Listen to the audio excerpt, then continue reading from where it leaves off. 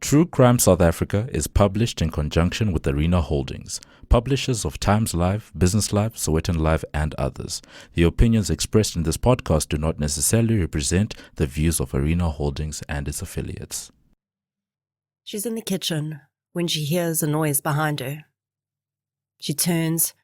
When she sees him, she's not immediately concerned. They'd told him to come back after all, said they'd give him another chance.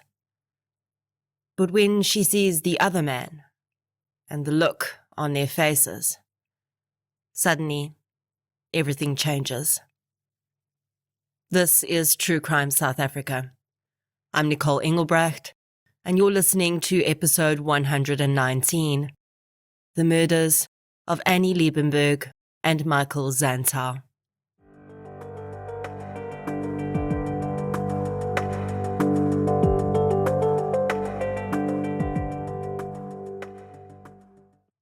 And right about now, I usually give my monthly tip about what to watch on CBS Justice, the home of true crime on television. From Monday, the 5th of June, you can catch the new CBS Justice original, Killer Evidence, hot from British TV screens. From serial killers to vicious gang murders, 10 shocking crimes in the UK and US are solved using forensic investigation, with each story told by key people who were there as the action unfolded and who guide us through the investigation from start to finish. Watch it weeknights at 7 p.m. on DSTV, channel 170, and Starsat 222, until Friday the 16th of June. And be sure to stay listening after this episode for a special bonus interview with renowned UK investigative journalist and criminologist Donald McIntyre, who'll be sharing some special insights from his work on killer evidence. And a huge thank you to CBS Justice for sponsoring this episode of True Crime South Africa. Since 2019, True Crime South Africa has been telling the stories of the victims of violent crime in South Africa. The podcast is independent. That means no big or even little corporates fund it. And that's just the way I like it. And it's the only independent podcast in South Africa that consistently charts in the top 10. Keeping a podcast like this going is time-consuming. And for the most part, it remains a one-woman process. It's me. I'm the one woman. You, yes you, are the reason this podcast continues to flourish and help bring in tips on missing person and cold cases. If you'd like to help keep the show running, please consider supporting our sponsors, signing up to Patreon or PayPal, follow the show on the socials, as the kids say, and share it with your fellow partners in crime. You can find our social links and learn more about our sponsors at True Crime South Africa/donate. Shout out to this week's Patreon and PayPal superstars. A huge thank you to Imelda, Michelle Cilliers, Nina, A. Perry, Estelle van der Hoeven, Susan Olivier, Lexi King, Natalie, Tyler Hack, Andrew Dale, Takara Brook, and Lorraine Kleingeld for your support on Patreon. Patreon supporters get one additional exclusive episode a month, a shout-out on the pod, and other exclusive content including Q&As with me as and when it's available. It's a minimum of $1 a month. I think you should do it. Please. And thank you. Keba. This week's case is very recent. The judgment was only just handed down a few months ago. And while every case is tragic, the timeline of events in this case and where the victims were in their lives when they were murdered just adds an additional layer of sadness to something that's already so unnecessary. In researching this case, I used an episode of Huisgenoot Ware Lewensdramas, as well as a few media articles I came across. So let's get into episode 119, The Murders of Annie Liebenberg and Michael Zantow. The following episode may contain sensitive material, including descriptions of violence, sexual assault, or graphic descriptions of injuries to victims. If you feel you may be triggered by such material, please consider this before accessing our content. To access trauma counseling or services, please see the helpline information on our show notes. Annie Liebenberg was born in 1959. She lived in what is now called Polokwane. In the Huisgenoot Ware Lewensdramas episode, her daughter Mareka speaks openly and frankly about her mother. And although I fully understand this is extremely difficult for most families of victims of violent crime to do, and it must have taken a huge amount of strength for Mareka to get through, she clearly gets across that she's doing it because she wants people to know who her mother was as a human being. She doesn't want her mom to just be another headline and a name in a court case. And she does a phenomenal job of that. As she talks to the producers, an image develops in my mind of this woman called Annie. This complex, complicated, and wonderful human being who went through a lot of trials and tribulation, but emerged on the other side, not necessarily made stronger by the trauma, but having survived because she was already strong. When Annie was 16 years old, a chance meeting occurred that would really impact both the beginning and the end of her life. Michael Zantow was 18 years old when he met Annie. The pair clicked immediately, and despite living quite far apart, they began their love story by exchanging letters. The concept might seem alien to those who only know the speed and immediacy of digital communication, but for Michael and Annie, there were no text messages or emails. Even phone lines in your house were a luxury, so they communicated by what we now call snail mail. There's something about the image of two teenagers rushing home from school each day to check if the mailman had come, eagerly opening up the postbox to see that white envelope, or not, rushing into their bedrooms to read the other's painstakingly handwritten words with giggles and tender smiles. Sadly, as both were at a crux in their lives, moving into adulthood, all the changes they were about to embark on were just too difficult to navigate together, with them being so far apart, and Annie and Michael each went on their own path. Both Annie and Michael married other partners and had children within those marriages. Annie had 4 children with her husband, and when Mareka was 7, she explains that her parents divorced and her mother left her father with the 4 children in tow. What followed was an extremely difficult period for Annie and her children. Annie was a single mom with no apparent financial support from her ex-husband. She struggled significantly to keep a roof over their heads, and Mareka recalls that often when they weren't able to pay the rent, they had to leave the home that they were living in. During her primary school years alone, Mareka said they moved house up to 18 times. Annie never gave up, though. She worked hard and continued to push to establish a comfortable life for her and her 4 children.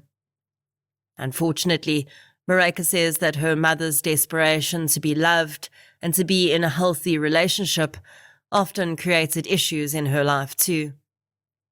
Annie seemed to be in a spiral of unhealthy relationships, and it wasn't uncommon for her to find herself with abusive partners. These relationships, too, seemed to be a point of learning and growth for Annie, though. And by the time her children were finishing school, she'd come to a point where she really just wanted to be independent and happy. Annie seemed to become more picky about the men she dated, and her unstable relationship cycle eased out as she realized she deserved far more than what she'd had in previous pairings. Mareka describes her mother as a fighter. She says that if she hadn't been, there's simply no way Annie could have survived the difficulties of raising 4 children on her own. But she was also loving and caring, and wanted more than anything to help others, especially if she saw people suffering the way she had in life. Marika said that although she'd never known Michael, through her mother's stories, she started to feel like she did. Annie often spoke of the young man she'd fallen so deeply in love with as a teenager, but thoughts of Michael would come and go. And Annie, for the most part, seemed to have resigned herself to the fact that he was in her past and simply a lovely memory and nothing more. By 2021, Annie was in a far more secure place in her life. Her 4 children were grown up and living their own lives, and she was living on her own in her own home, fully enjoying her independence. Then, one night while scrolling through Facebook, she came across a person with the surname Zantow. She immediately thought of Michael, of course, and considering it wasn't a terribly common surname, she figured there must be some relation. She followed the digital breadcrumbs and soon came across a Facebook profile for a Michael Zantow.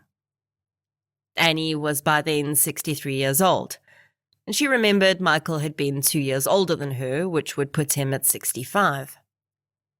The man in the profile picture, of course, looked nothing like the 18-year-old boy she remembered, but then she figured neither did she, more than 4 decades later. The eyes in the photograph, though, hadn't changed. They were still the same kind, gentle eyes she remembered. And almost without thinking, she clicked on the message icon and started to type.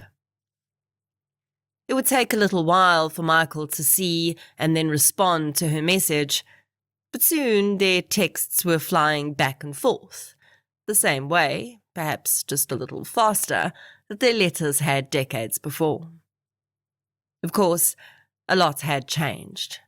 Both Annie and Michael had lived entire lives separately since they last communicated, and Annie would discover that she hadn't been the only one who'd had a rough time of it in relationships. Michael had also divorced his wife and was living a solitary existence. She chuckled to herself when she discovered that he was still in Sasolburg. Some things had stayed the same after all. Annie and Michael arranged to meet for a coffee. Both thought it would just be nice to catch up, but what happened would be something very different. Annie would later tell her children that from the moment they embraced, it felt like all the decades that had passed just melted away. They quickly made an arrangement for a second meeting, and then a third, and then, well, I think you know what happened after that. Before long, Annie and Michael were officially a couple. Annie's daughter said that she was a little hesitant at first when she heard her mom and Michael were dating. She was concerned that the man would be similar to some of the others her mom had been involved with, and she really didn't want to see Annie going through that again. But, she says, when she met Michael, she realized he was different.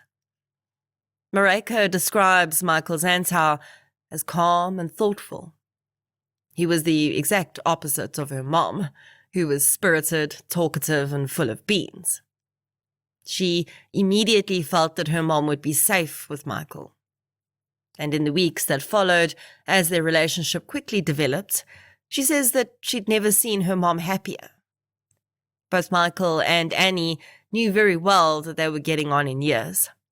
After having been apart for so long, neither wanted to waste any more time. So within just a few months of reuniting, Michael invited Annie to move in with him in Sasolburg. This was a huge decision for Annie.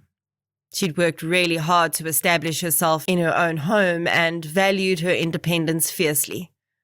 But she also recognized that what she had with Michael was something she'd never really had before. They brought out only the best in one another, and she really wanted to give herself this chance at love. So Annie made the decision, packed up her belongings, and moved into Michael's house with him in Sasolburg. Around the time that Michael and Annie had reunited, Michael's family had suffered a bereavement when his mother passed away. She'd still been living in their childhood home in Sasolburg, which was only 230 meters from where Michael had purchased his home, and with the house now empty, he was working to renovate it so that he and his brother could decide whether they were going to sell it. With 2 properties to run, Michael was grateful for the help he had around the house in the form of a young man named Stanley Lingena and his wife. Stanley helped Michael with DIY jobs and garden work at both properties, and Stanley's wife cleaned and did the laundry and ironing for Michael. Stanley hadn't worked for Michael for very long, but he hadn't had any major issues with the young man's work. He did ask to borrow money a lot, but Michael would deduct it from his wages, and it didn't really bother him that much. When Annie moved in, though, she got an odd feeling from Stanley and his wife. She began to watch the pair carefully, and soon realized that alcohol and other items were disappearing from the house. In early July 2021, Michael and Annie caught Stanley and his wife red-handed stealing alcohol from the house. Michael told Stanley he could no longer keep him employed at his home if he couldn't trust him, and despite Stanley protesting, he let both of them go. For almost a month, Annie and Michael heard nothing from Stanley and his wife. Annie had felt quite bad that they'd both lost their jobs, but they couldn't condone stealing either, and at the end of the day, it was Michael's choice who worked for him. Toward the middle of August, though, Stanley arrived at Michael's house one day. The young man begged Michael for another chance. He said that he and his wife were struggling terribly without work, and he understood he would have to earn his trust again, but if he would just give him another chance, he could prove that he could be trusted. Michael was hesitant, but after discussion with Annie, who now felt really terrible for the couple, he agreed to give Stanley another chance. He told the young man to come to his mother's house on the 20th of August, as he had some garden work he wanted to do, and he could help him with that to start off with, and then they'd see how things went after that. Annie and her children were very close. They'd been through a lot together and chatted often. Although Annie had been very busy with her move and her new relationship with Michael, she hadn't slacked off on communicating with her children, and still WhatsApped them regularly. So on the 22nd of August, when one of Annie's children hadn't heard from her mom in a few days, and she wasn't getting a response to her texts or calls, she became concerned. She called her sister Mareka, and she too realized that she'd been so busy with her daily life, she hadn't realized that it had been some time since she'd spoken with her mom. Mareka then tried to get hold of Michael, and also got no reply. The last seen status on WhatsApp for both Annie and Michael was the 20th of August. Now, very concerned, Mareka contacted Michael's brother, who lived in Sasolburg. He also hadn't heard from the couple and said it was out of character for Michael not to be on WhatsApp regularly, as he also kept in almost daily contact with his adult children. Michael's brother told Mareka he was going to go to the house to see if he could find them. He promised to keep Mareka in the loop. Michael's brother arrived at his home and found everything locked up. Michael's dog stood in the front yard barking. His brother called out, but there was no response. The front yard gate was impossible to scale, so Michael's brother went to the neighbor who shared a wall with the rear of Michael's property and asked if he could jump over to gain access. Once on the property, the silence was deafening. Michael's dog ran up to him, clearly in distress, and his brother called out several times before spotting the back door of the house, standing open. He went inside and immediately noticed that the desk at which Annie would usually sit working on her laptop was empty. The laptop cable was still there, but the computer itself was gone. As the man slowly moved through the house, he noticed more and more items missing and out of place. But the two most important, Annie and Michael, were nowhere to be found. When he entered the kitchen and saw a half-made sandwich sitting on the counter, which was already starting to mold over, he immediately realized something very bad had happened. It was as though Annie and Michael had simply been plucked out of the house while in the middle of their day, and someone had clearly helped themselves to their belongings too. The man walked outside and called Mareka from his cell phone. He told her what he'd found and that he was phoning police. Mareka says that police responded very quickly. Within minutes, they were on scene, and after listening to Michael's brother's account and looking through the house themselves, they agreed that something looked very off. Mareka had by that time arrived at the property, as had Michael's children. They and Michael's brother were asked to wait outside while police searched the property themselves. In an outside room, police found a horrifying scene.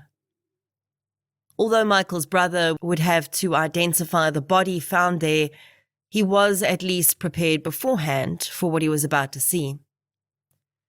It may have been entirely different had he stumbled upon the scene himself.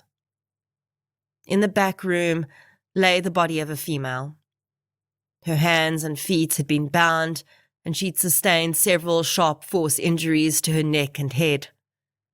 The injuries would later be confirmed to have been caused by a knife, very possibly one from the kitchen where the half-made sandwich sat on the counter. Michael's brother identified the victim as Annie Liebenberg. An autopsy would later show that the fierce woman had fought back ferociously against her attackers.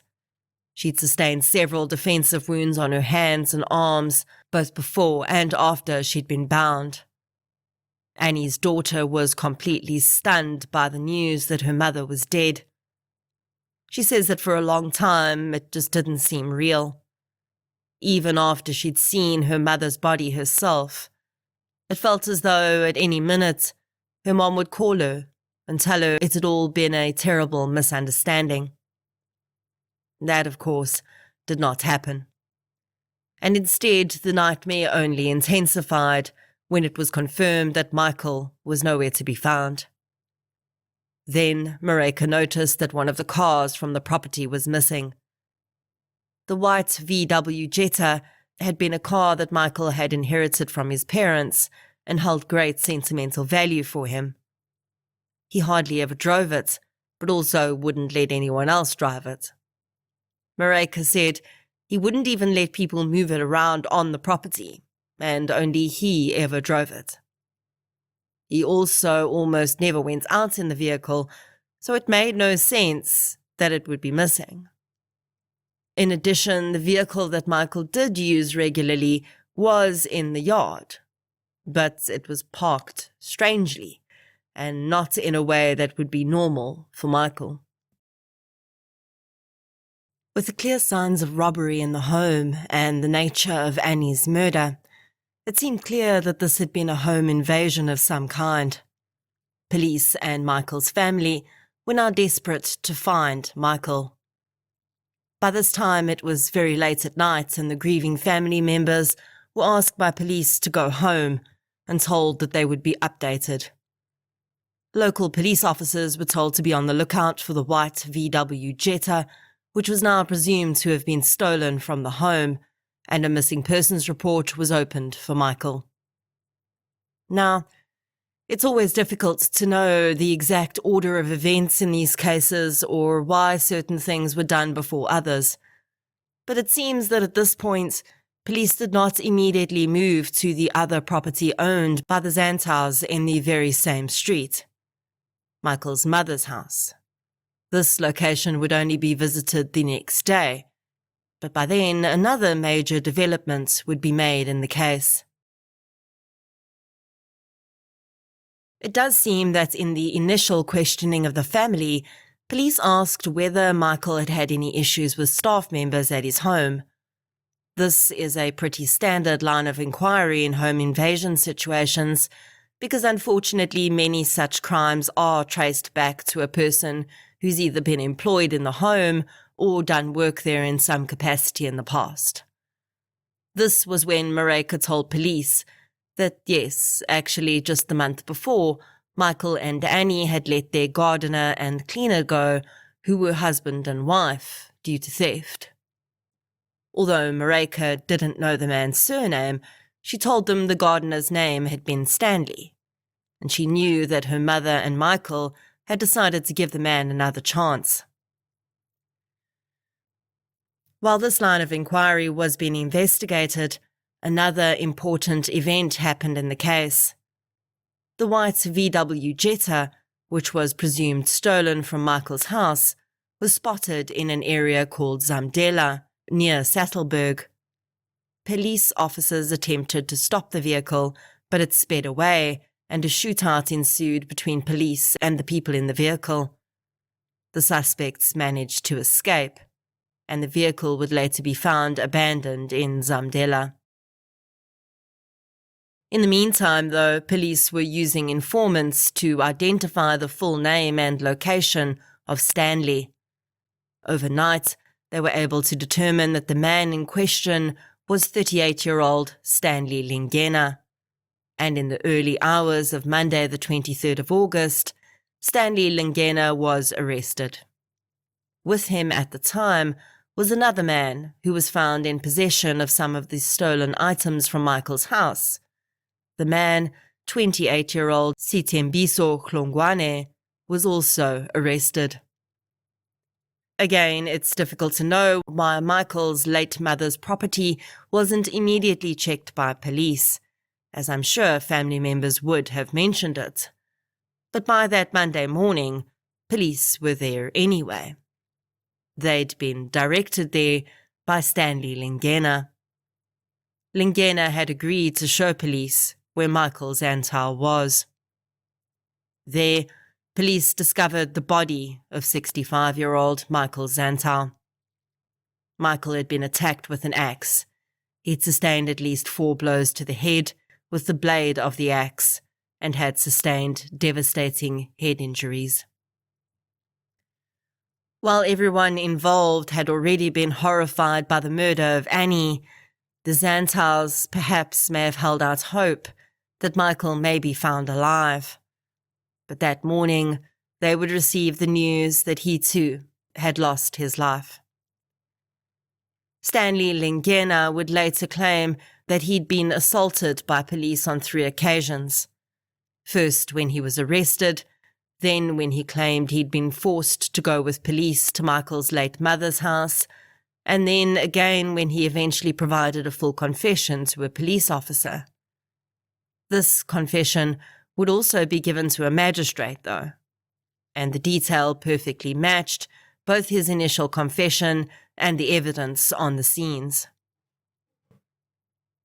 In his confession, Lingena said that he'd arrived at Michael's late mother's house that day, as arranged, and asked Michael if he could borrow some money to buy cigarettes before he started working. Michael reluctantly agreed and gave the man 20 rand. Lingena had gone to a nearby shop, where he'd met up with his friend, Sitembiso Hlongwane. He'd asked Hlongwane if he'd be interested in taking part in a robbery, and the younger man had agreed. Both men had then gone back to the property where Hlongwane stayed out of sight, and Lingena lured Michael to a specific area of the garden, which was out of sight of neighbors and couldn't be seen from the street. The 2 men then pounced on Michael, hacking at his head with the axe until he lay motionless on the ground. They'd then taken what they could find from those premises before leaving in Michael's car to return to his house. The 2 men had been the ones to park the car, which was why it was parked differently than how Michael would have done it. They then snuck into the house while Annie was making a sandwich in the kitchen and attacked her. The fierce fight that she put up resulted in them tying her up before stabbing her 4 times in the head and neck with a kitchen knife. They then proceeded to ransack the house before leaving in the VW Jetta. Lingena, in claiming that he'd been assaulted by police and forced to provide a confession, soon changed his story to him having had nothing to do with the murders at all. He claimed he'd been at the house that day, but Michael had said he didn't want the work done after all, and Lingena claimed that Michael had then agreed to let him use the Jetta. Michael's family said that this was absolutely unbelievable, because Michael wouldn't let his own family members drive the vehicle, and Lingena didn't even have a valid driver's license. So there was no way that Michael would have consented to the man driving away in his vehicle. Lingena further claimed that police had planted items from Michael's home in the place where they'd arrested him. But many of the items that were recovered at that time hadn't even yet been flagged as missing from the house and would only later be identified as belonging to Michael. Lingena and Hlongwane appeared in court for the first time on the 25th of August 2021. The families, still reeling from the horrific events of the prior days, were well aware that this was only the beginning of the process. In addition, during this time, the world was dealing with the COVID-19 pandemic. Soon after the arrests, a new wave and a new variant would hit, and we would be swept into another round of lockdown. Court cases that were already significantly delayed were pushed further back, and new cases coming in would wait longer than expected to start. As Mareka and her siblings dealt with the devastating loss of their mother, she says that each of them found different ways to cope, and often grieving became something they each did alone rather than together. They may have been grieving the same woman, but they were all mourning the loss of different aspects of her and how she'd impacted them all individually. Grief, I think, during the pandemic became a terribly complicated process, perhaps much more so than ever before. Even though Mareka and her siblings and the Zantow family had not lost their loved ones to COVID-19, their funerals, the investigations into their murders, and the justice they so badly wanted were all experienced very differently than they would have been under normal circumstances. For many, the simple act of touch and human contact is a great comfort during times of grief. But during that time, contact brought with it the fear that you may be passing on or contracting COVID, which could have life-changing consequences on its own. Funerals were very removed activities. No longer could hundreds of people gather in one place to jointly mourn the loss of someone they'd all loved. The power of that shared experience was reduced to a computer screen for many. Mareka explains how, in the days and weeks after her mother's death, her main focus was to cherish her memory and do whatever last acts of love she could for Annie. Although her body was badly injured during the murder, Mareka took great consolation from being able to help prepare her mother's body for her funeral. For her, it was one last thing she could do to express how much she'd cared. Michael and Annie's love story became a major focus for both families. It was something they held on to that brought them both peace and sadness in equal measures. It was a beautiful thing that they'd been able to find one another again and spend those last 6 months of their lives together. But it was also horrifically tragic, because they deserved so much more time. And although the verdict was yet to be passed, it seemed that their lives had been taken by someone who they'd only ever tried to help. Lingena and Hlongwane would be denied bail, and in early 2022, as they awaited trial, a fellow awaiting trial prisoner, who'd been in the same cell as Hlongwane, asked to speak with the investigating officer on the case. Koletso Nketoa had been arrested for a different crime on the same day as Sitembiso Hlongwane and Stanley Lingena, and placed in the same cell as Hlongwane. Nketoa would tell Sergeant Chrissy van der Linde that he'd asked Hlongwane why he'd been arrested, and Hlongwane had said that he and a friend had committed 2 murders. He'd gone on to tell Nketoa that he and his friend had killed a man at one house and then gone to another house nearby and killed the man's female partner. They had then stolen items from both homes as well as a car. Quite by chance, later that day, Nketoa was transferred to another holding cell, where he met Stanley Lingena. He figured out that this was the friend Hlongwane had referred to, but played dumb, and inquired as to why Lingena was being held. Lingena went on to tell the same story that Hlongwane had. In the statement, Nketoa said that both men had told of their efforts to evade arrest by wiping down areas where their fingerprints might have been, burning the clothes they'd been wearing, and using acid to attempt to remove other biological evidence. The men had allegedly planned to return to the houses on Sunday evening to remove the bodies and burn them elsewhere. Lingena had told Nketoa that this was when the Jetta had been spotted by police and they'd been involved in a shootout. There's absolutely no way that Nketoa could have known these very specific details if he hadn't been told them by the men who'd committed the crimes. Nketoa had wanted to share this information with police because he'd been sure that the confession was true. His statement was taken by Sergeant van der Linde with the intention that Nketoa would testify in the upcoming trial.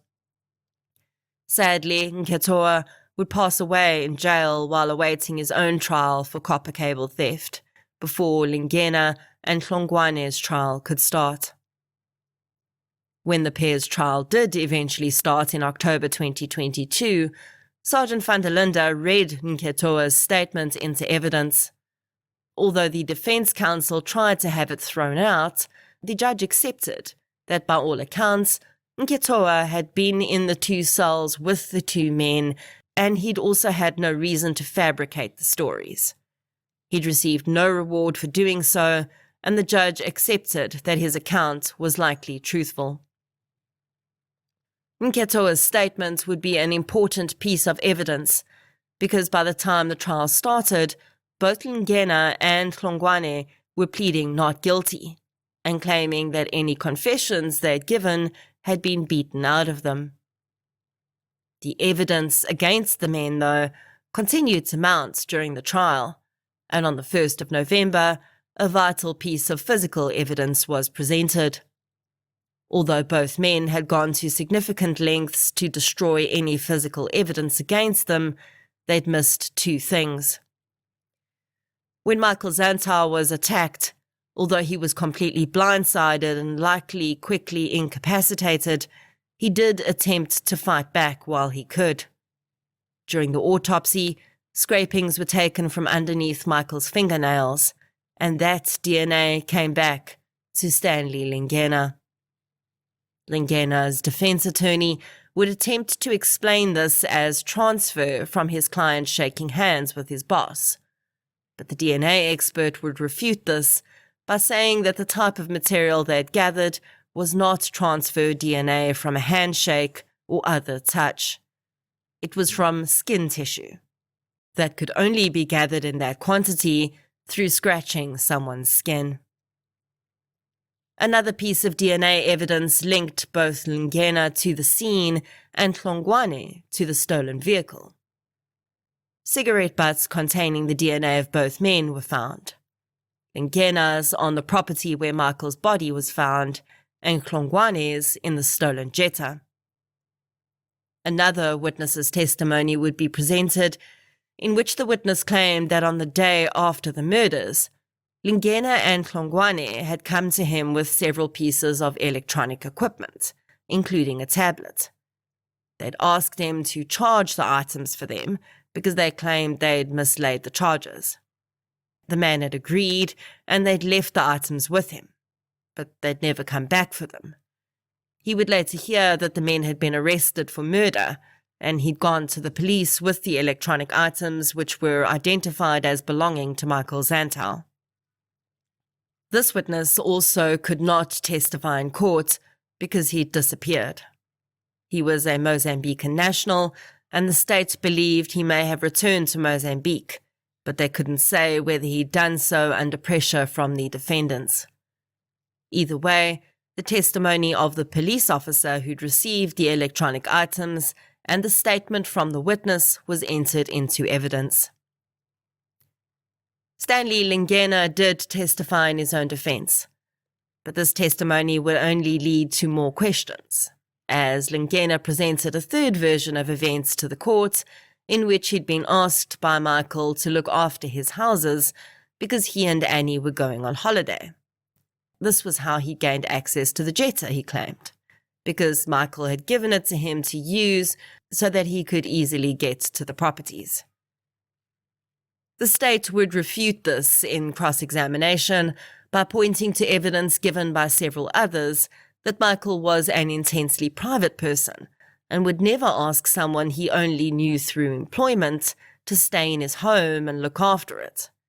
Nor would he allow anyone to use the Jetta, which had sentimental value to him. The state also took this opportunity to point out that Lingena was now presenting a third version of events to the court, which didn't line up with anything else, and while he was legally entitled to change his version, the truth didn't change. And there were glaring gaps and inconsistencies in what he was claiming that didn't make sense. The trial against Lingena and Hlongwane would eventually come to a close in April 2023. The defense rested its case, the state confirmed it had nothing further to add, and the judge passed down the verdict. Both Lingena and Hlongwane were found guilty of the murders of Annie Liebenberg and Michael Zantow, as well as robbery. On the 18th of April 2023, the men were handed down 2 life sentences each. Baraka Liebenberg told the media that she was very grateful that the investigation and prosecution teams had worked so hard to get justice for Annie and Michael.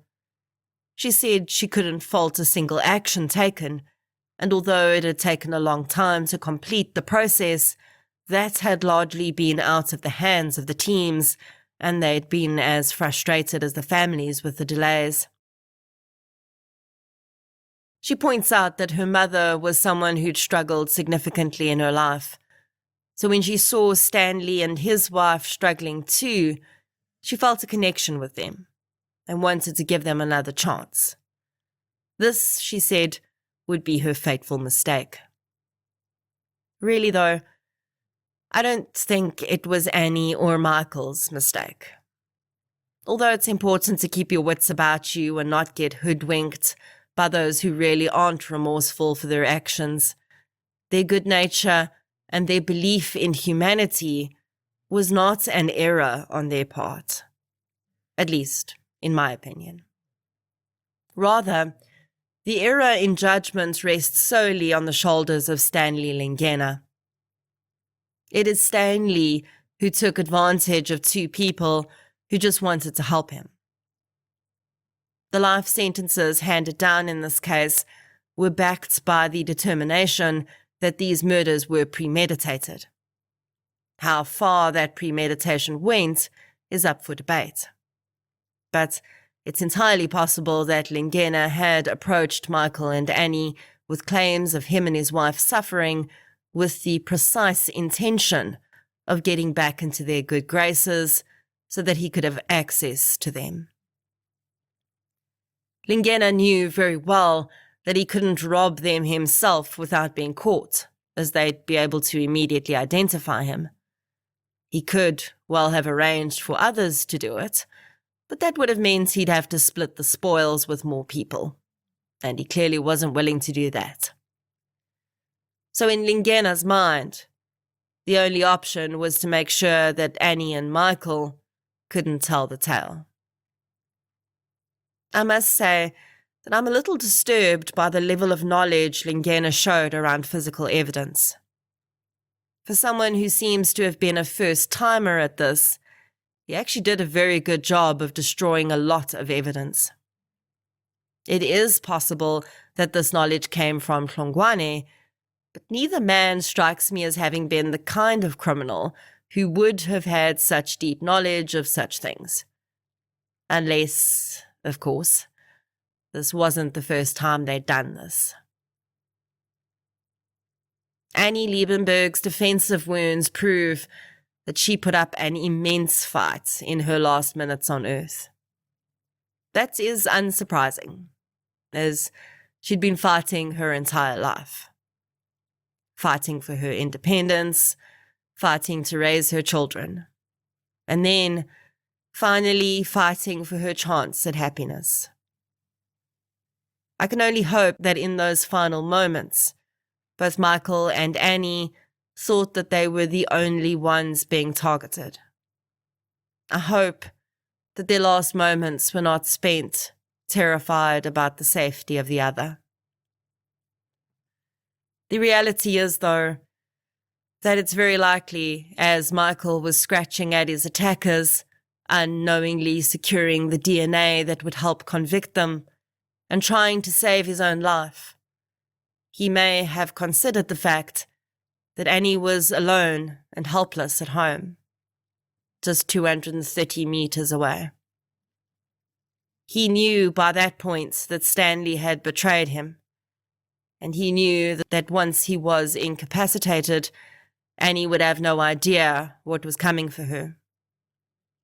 Lingena and Hlongwane burned their clothes, and considering the violence of the attacks, especially Michael's with an axe, I have no doubts that they had blood and other biological material on their clothes. And so, it's also very likely that when Annie turned around that day to find the young man she'd wanted to give another chance to, standing in her kitchen, wielding a knife, she saw Michael's blood on his clothes. I often think about the last few minutes of victims' lives. And in some ways, I wonder if the terror that a killer leaves that victim with is almost worse than anything they can do to their bodies. We all want to die painless deaths. But perhaps more so, I think we all deserve our last moments on this earth to be peaceful and not filled with terror, for our own and our loved ones' safety. Michael and Annie could have no idea how fateful their reunion would be. If they hadn't got back together, perhaps things would have played out differently. But really, it wasn't their reunion that needed to change. It wasn't even their caring hearts that allowed them to give Stanley another chance. What needed to change for this never to have happened was for Stanley Lingena to accept that he'd screwed up by stealing and to try and mend his ways. But instead, he refused to acknowledge that he was wrong and decided that Michael and Annie needed to pay for their kindness in the worst way possible. Annie Liebenberg, Michael Zantow, rest gently.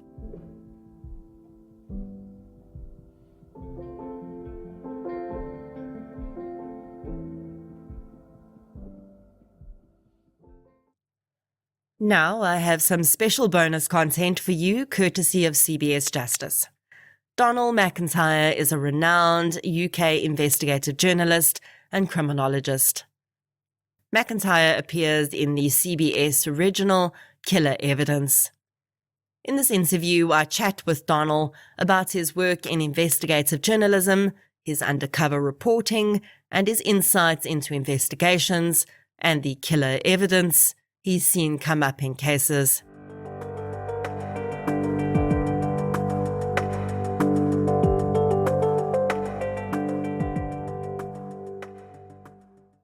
Killer Evidence focuses quite heavily on physical forensic evidence in crimes. In your early career as an investigative reporter, many of these forensic tools didn't exist, or they were in their early stages. What's your experience been of how the process of criminal investigations has changed over the years as a result of these new forensic techniques being added to the arsenal? Well, that's a very good question, because two things. It reveals to the audience that I'm as old as a dinosaur. And secondly, it does hit upon not only the work I did in the past, but also some of the cold cases I do now. So well done, Nicole. No, it's a great question, and thank you for that. I think what's interesting is I just, on some of the back in the day, in around the early 1990s, I was doing undercover investigations. So as part of my own investigative stuff, and we were kind of, we worked by ourselves, but I would say our covert and undercover standards and practices were higher than the police. We probably had more resources than the police. We went undercover in the world of fraudsters and drug dealers and football hooligans and the fashion industry, to name, and we hit blue collar and white collar. And so then the evidence we were creating were not only traditional journalistic paper evidence, we were investigating and gathering first-hand testimony, and we were following it. And the usual rules around that would be your traditional American kind of application of rules. You don't really want to incite people to say anything that they otherwise wouldn't do. You're not paying or bribing people to say things that they wouldn't do. And the evidence has to be pretty pristine. The other thing about that is that when we go to court, and we often have got convictions on the basis of the evidence as kind of journalistic, we're not journalistic prosecutors, but inevitably in this arena, we often come and work for the BBC and ITV and CBS Justice. But in the early days, we would assume a role, because the defense teams would prosecute us in the witness box, but we would have no defense, where we couldn't redact evidence, we couldn't have PII, public interest immunity stuff, where we could take away material, every expense, every email. It was the full-on Donald Trump disclosure from Congress. Nothing was hidden. So in that respect, my practice as an early investigator / pseudo journalistic prosecutor, and that's a term I've just invented now. But I reckon, talking to you, I understand that we were kind of in that prosecutorial role, but our evidence gathering was face-to-face testimony, and that's hugely persuasive. But the bar we placed was on video evidence. What you see is what you get, and that's a very strong and powerful weapon. At the time, the very first conviction for reliant upon DNA, forensic DNA, was around 86 or 87, if I'm not mistaken. And so the first real murder that I've been looking at, I'm just looking at a cold case murder of Sophie Toscan de Plantier in 1996. I also did a lot of work on the murder of Stephen Lawrence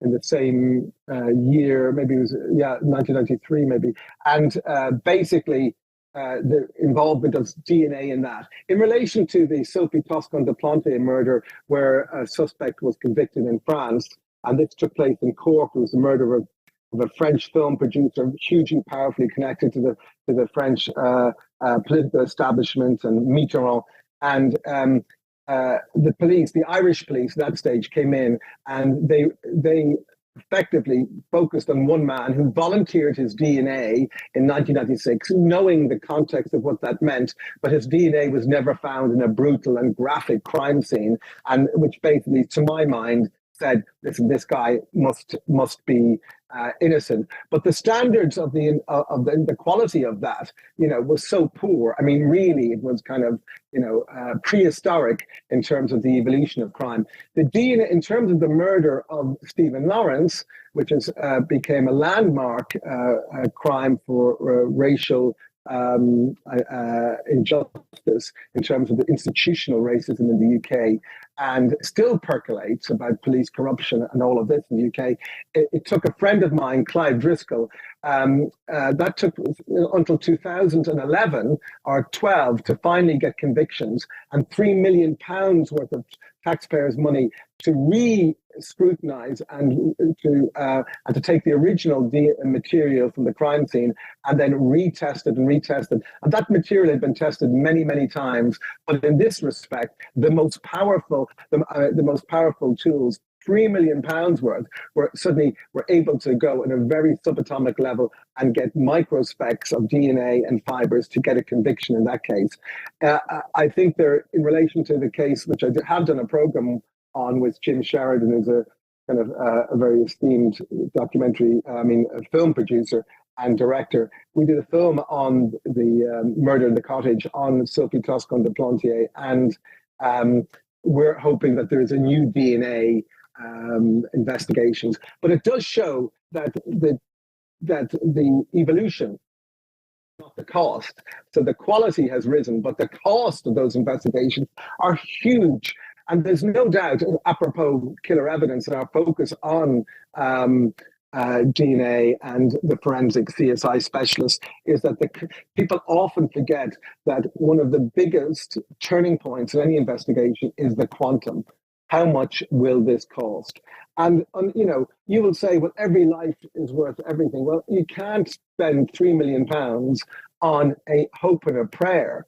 And because the Lawrence inquiry and Clive Driscoll, Chief Superintendent Clive Driscoll, because he bullied his way, and often it's the police officers. So the first thing is the cost. So how do you get over that? Well, that cost is only really very much available for unique and high profile and what they call signal crimes, signal cases. And signal crimes are those crimes that we associate that kind of have a transformative impact on the society beyond the murder of one young 18-year-old.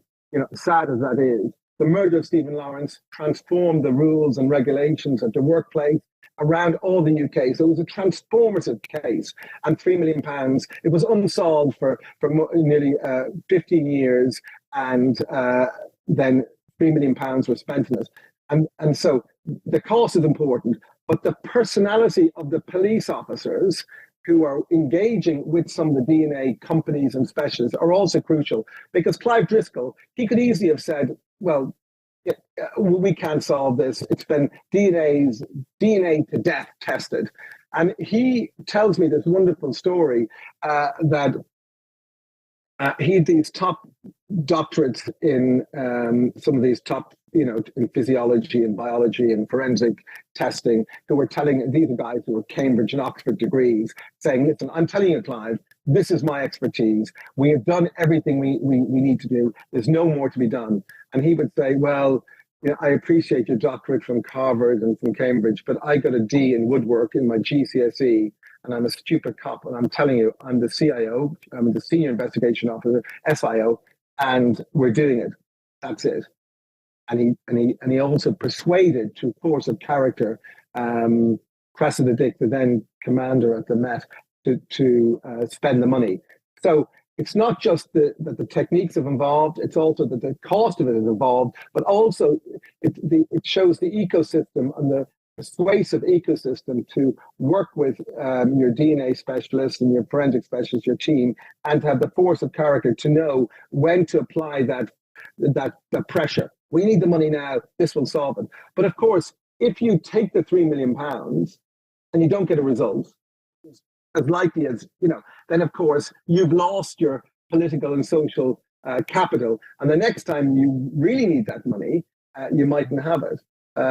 So it's really interesting that people often forget the role of budget and personality and personnel in the battle against crime, because if someone doesn't fight hard enough to pursue one line of inquiry or fight hard enough for a budgetary line, then those lines are not pursued, and they may very well be the lines that might solve the case. I think that leads quite well into my next question, which is, have you ever felt as though investigators rely too heavily on techniques like DNA?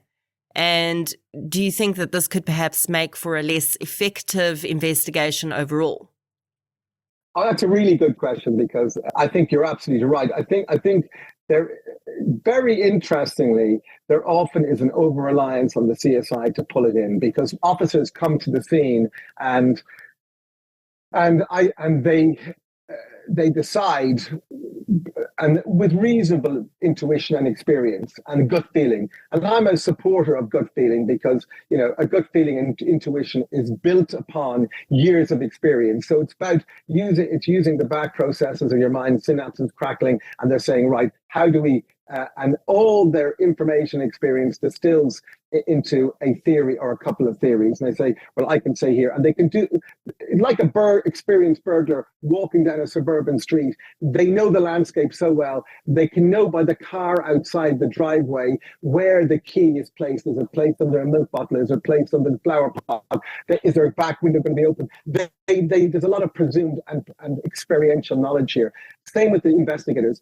And they can build a picture of what is a likely perpetrator and means of murder here.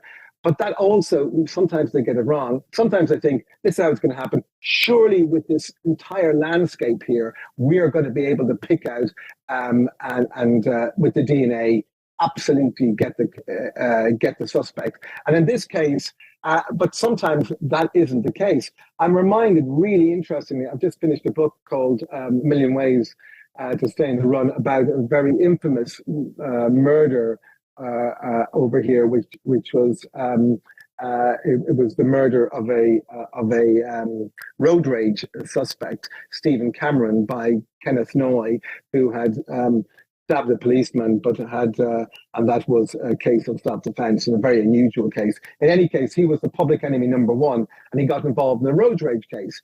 Now, this is a classic case in point about how you interpret evidence initially. So, initially, the chief inspector, Nick Bidders, is on a golf course. He's in charge of all the murders in that area, and he gets a call on the golf course, blah, blah, blah. Murder, road rage incident, knife involved. There's about 30 or 40 witnesses. There's CCTV everywhere. He thinks it's a self-solver, right? Somebody's going to see, we're going to get a number, a car, CCTV going to track it down. Likewise, the perpetrator, Kenny Noy, thought, listen, Jesus, this is good of self-solver. There'll be witnesses, my car, blah, blah, blah, blah, blah, blah, everything, right? So what he did was, the perpetrator, Michi went home. He didn't think he died at first, but once he realized the guy died, he immediately arranged his departure from the country. He got rid of the car, replaced his car with another car in a very clunky kind of way, got the car destroyed and fled and disappeared, right?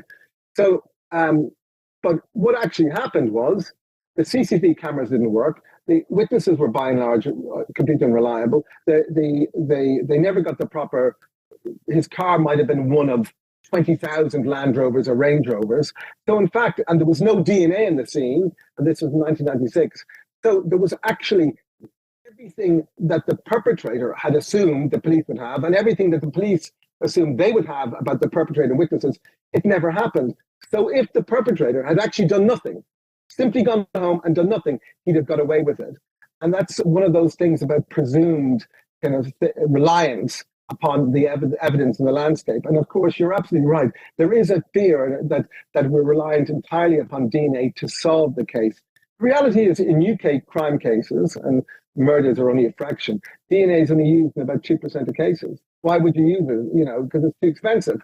So they use it for murder cases and violence and maybe big theft cases. But in the totality of crimes from the magistrates' court to the more serious which appear in the Crown Court over here, very few cases actually use that. You know, all the evidence is gathered, so if they need it, yes, but they wouldn't send per se every item off for DNA testing at all. You know, but obviously with murders and all of that stuff, you'd imagine, yeah, yes, they would. They would. So, yeah, no, it's a very interesting point you raise. In the first episode of Killer Evidence, You mentioned how you think AI might eventually be able to take over some functions in the analysis of certain types of evidence. Can you talk a bit more about some of the other roles you foresee AI being helpful with in criminal investigations in the future? Well, I think we started off with kind of automatic number plate recognition, right?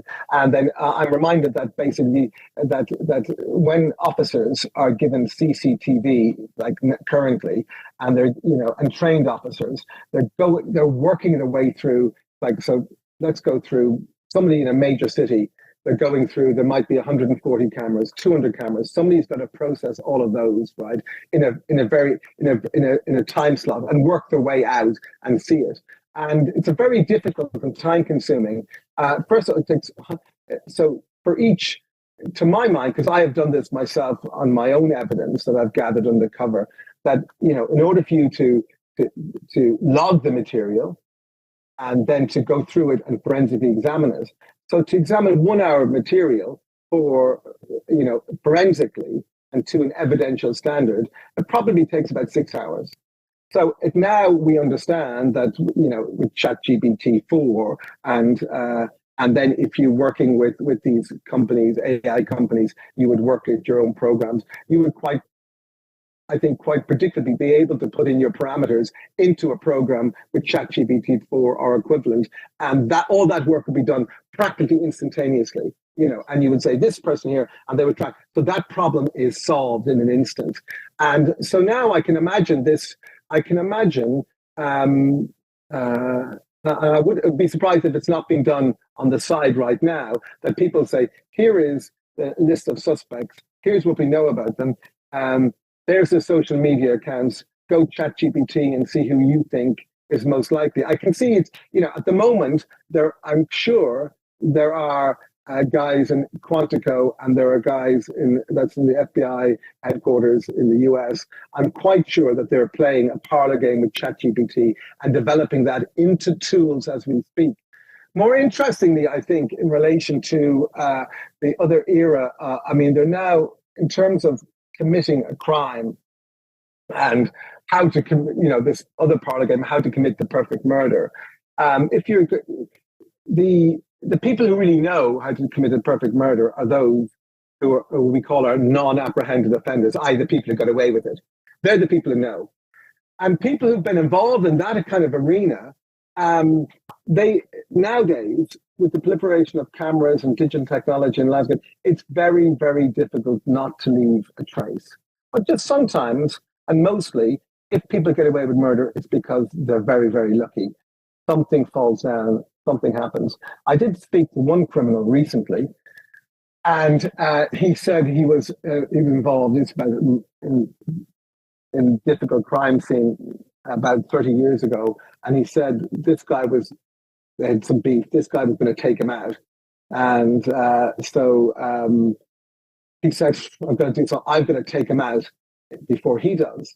And so he spent one day casing him out and thought it'd be all good. And he knew, because he had beef with this particular guy, that the police would come knocking on his door as a likely suspect. But he had an alibi. So he had his car at home. He was there. And he snuck out the back, took another vehicle and went there. So in the first day he went there to the guy's house, the target wasn't present. The second day he went there, and as he was arriving up there, he saw all these police activity out there.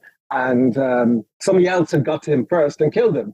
And to my friend's mind, that was the perfect murder. He went to kill him, but somebody else got there first. And it's like, okay, man, yeah, fine. So it's very difficult to commit the perfect murder, but nowadays they will be able to, in the future, within 10 years, if you go into a room and breathe, your DNA will be there, right? If you go, the identification, it's so microscopic, and what we leave, and even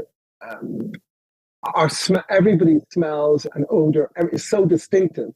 That I'm sure in 10 years, just a mere breath in a room will be able to locate somebody in that room. So that's getting very, very, very, very, very exciting. So the prospect of committing a murder and getting away with it in highly developed countries with highly developed kind of, and not on where violence is on the scale as it is in South Africa, but in, say, in the UK and in America, outside of gangland violence, the likelihood of getting away with it is kind of increasingly slim, you know. But so it's a fascinating area where ChatGPT and science will go. Listening to you tell that story, do you think that the undercover reporting work you did has given you a different perspective of criminals and crime in general? Do you feel like you've maybe witnessed the underbelly that we all view from a removed place firsthand? Well, when I went undercover in the drug gangs in Nottingham, and you know, and the drug dealers there were earning, this was in 1996, 1997, they were earning like £350,000 a week. This is then cash profit. And one of them told Wayne Hardy, and you know, I got to know him. I got a job on the it took me 9 months to get a job as a bouncer and curry his favor and I became his gym buddy. And if you're an undercover copper, you'd be expecting results very quickly. But if you're an undercover copper, you would have two people around you supporting you. I was there in the city all by myself, so it was kind of reckless of my employers to put me in that position. But as it happened, I came out safe. But I got to know him as a person, as a friend. But my job was to basically, in television terms, convict him for a drug dealer, which I did. Right, but I did get. But subsequently, I came back and revisited him, and although he got time in jail for other crimes, but he was made notorious in front of kind of 9 million viewers. That was the kind of ratings we had back in the day. And we did a 2-part series called Wayne's World and The Untouchables. And I befriended him, and he came back. We did a film together. And the film where he presents himself, yes, in his arena, he was incredibly entrepreneurial. If he was middle class, he'd be a share dealer and make loads of money. And in fact, he has spent some time in South Africa, was deported from South Africa. But he was a lovely guy, and he was, and would have had a nasty side to him, but I saw the human quality to him. And I think living cheek by jowl with these criminals over long-term, infiltrative, immersive, kind of, you're buried in the world rather than jumping in for a day or being, you know, meeting them in prison as you would as a criminologist or as a forensic psychologist or even prison governor. No, it was fascinating. So you get to see a more rounded kind of perspective on them. And I must admit, when we did a show together, he told me that, you know, about when he was in prison, you know, his first his partner committed suicide and took his firstborn child at the same time in this terrible tragedy. His brother died, you know, just accidentally, but his daughter became, a 14-year-old daughter, as a drug dealer, became a crack addict, and he worked with her. And so, you know, it's not without tragedy, and it's not entirely without reason why some of these people end up in crime. But I've always tried to look and expand. So it wasn't just a job of, right, okay, I went undercover in this guy's world. We trained together, became best mates. And then after 9 months or 10 months, I said, oh, hi, by the way, you knew me as Tony. And he's looking at me, and there's a TV crew. I am, in fact, Donald McIntyre, World Action reporter. And it's like, and you can just imagine the face went white. And to his credit, he didn't react violently. But then, very quickly, he went off with another colleague of his to try and kill me. I've subsequently befriended his other colleague, who now works in the criminal justice system and as a social entrepreneur, repairing the lives of young criminals. So if you're keeping your eyes open and see people beyond their crimes, I'm not apologizing for their crimes or excusing it, but I do think the way to try and, as our, you know, CBS Justice audience does, and as our audience and our true crime audience does, it's not just a visceral, raw, you know, interest in this world of true crime. I've noticed the true crime audience become much more sophisticated. Like me as an individual, they want to know more, they want to understand more. It no longer is just saying 2 legs bad, 4 legs good, or, you know, in the or in that sense, the Orwellian sense. It is much, they want to understand why, how, where, what are the antecedents, what are the precedents, and also, you know, how can we help prevent that? In the first instance, the drive is to get justice for the victim and the victim's family, to hold them accountable.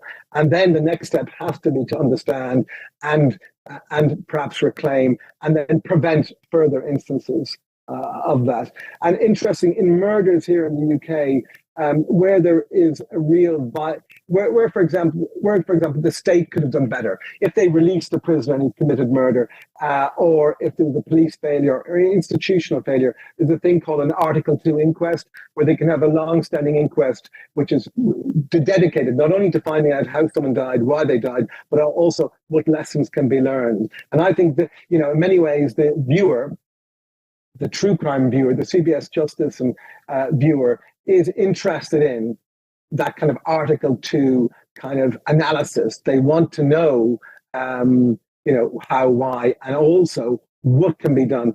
And I think they get, I think they do get a kind of boost when they know that that additional layer is given to a program or an investigation. The how, why, but also how we can prevent this in future.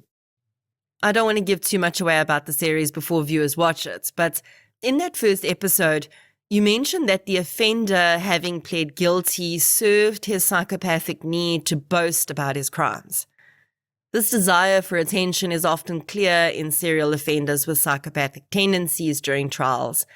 But why do you think that this offender would have preferred to admit his crimes rather than having the full experience, so to speak, of hearing months of evidence about his crimes, as well as all the attention that would have brought him? I think it's about control and power, and that he had no control over whether he's going to be convicted. He likely would do, but then the victory would have been given to the jury and to the police and the prosecutors. Right? In this case, he had the power of surprise, and control. I decide. I'm the man who decides who's guilty, who's not. I'm the person. So that was his matrix. So he was a performer, and a performer always knows it's not how long you're on screen, it's the punch. It really is this. It's the smack, crackle, and of a single moment, which makes you the star. So if it had been a long, drawn-out process, he got a conviction as everyone expected. Where was his moment? His big moment is the moment we're still talking about. To everybody's surprise, he pleaded guilty, and I think that was his effort at control. He was now the master of ceremonies, and so he basically, having set everybody else up for this kind of the jury, the judge, everybody for a long, drawn-out kind of courtroom. This wasn't a gift to the victims. This wasn't a gift to the budgets of the criminal justice system. This was absolutely a kind of ownership of control and power and a performance. I'm in charge, and like I was during the execution of these murders, I remain the ringmaster. I do hope that you enjoyed that interview with Donald McIntyre. And don't forget to catch him in his new CBS original series, Killer Evidence, weeknights at 7 p.m. on DSTV channel 170 and Starsat 222, running until Friday the 16th of June. Thank you once again to CBS Justice for the opportunity to chat with Donald McIntyre and for sponsoring this episode. If you'd like to hear more victim-focused true crime content, please subscribe to True Crime South Africa on Spotify or the platform you're using to listen right now. If you're looking for something still related to real-life stories, but often with a more positive slant, you can check out my new podcast series, I Lived Through This. You can follow both podcasts on social media. We're on Facebook, Twitter, and Instagram. I'll be back next week with another episode. Until then, thank you for your support, and I'll chat to you soon.